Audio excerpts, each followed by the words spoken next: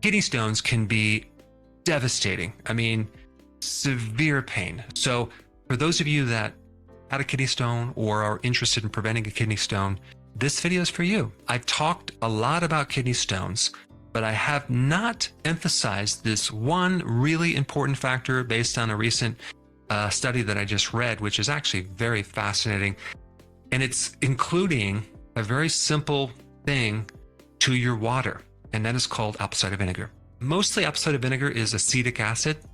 And so the question is, how does acetic acid influence or help you dissolve a stone? Okay.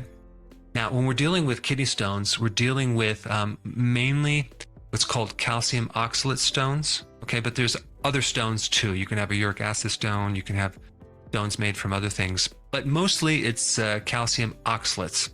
So I've done videos on oxalates. Oxalates are in a lot of different foods, especially on the ketogenic diet. They're high in almonds, they're high in spinach and chocolate and kiwis. And then you have another factor of calcium in the urine, which can be a genetic weakness, a genetic mutation for quite a few people who have kidney stones and or a tendency to get osteoporosis. They may have a genetic problem with their gene that they just are releasing a lot of calcium in the urine.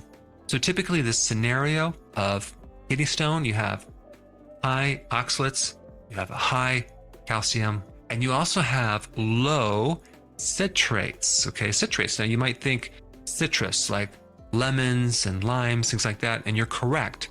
But your body also makes citrates. Okay, and the great majority of the time, if you have a kidney stone, low citrates are part of the problem, because one of the things that citrates do is they can act as a chelator with this calcium and bind to the calcium, lessening the amount of free calcium to bind with the oxalates.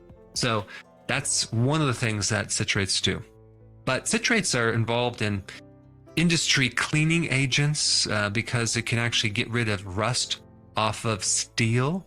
It's used to help get rid of calcium carbonate. So it's a chelator. It can bind with another mineral. And you may have taken biology and learned about what's called the Krebs cycle, which is this biochemical pathway to help you make energy, or ATP. Another name for that is called the citric acid cycle. So citrate or citric acid is very important in ensuring that you don't get kidney stones. So yes, you can start to consume more lemons or limes. And that's what I recommend in the morning when you drink your water. And I usually drink a pretty big glass. It's probably, I don't know, maybe 20 ounces, something like that.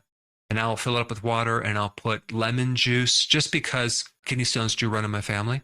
And the other thing is just having more fluid, right? If you have more fluid, you can dilute the urine, because when you get a kidney stone, you have what's called a supersaturated situation. So too concentrated. But if you're drinking at least 2.5 liters of water or other fluids, you can prevent the formation of kidney stone.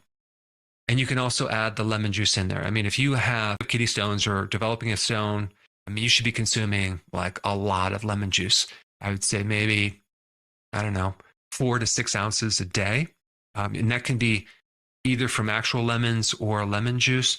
But if you're just preventing it, you can just do, you know, a little bit of lemon, like the lemon juice from one lemon, or you can do like a tablespoon of lemon juice. You also want to add the apple cider vinegar in there, because from a genetic level, and actually it's an epigenetic action, which is above your genes, okay?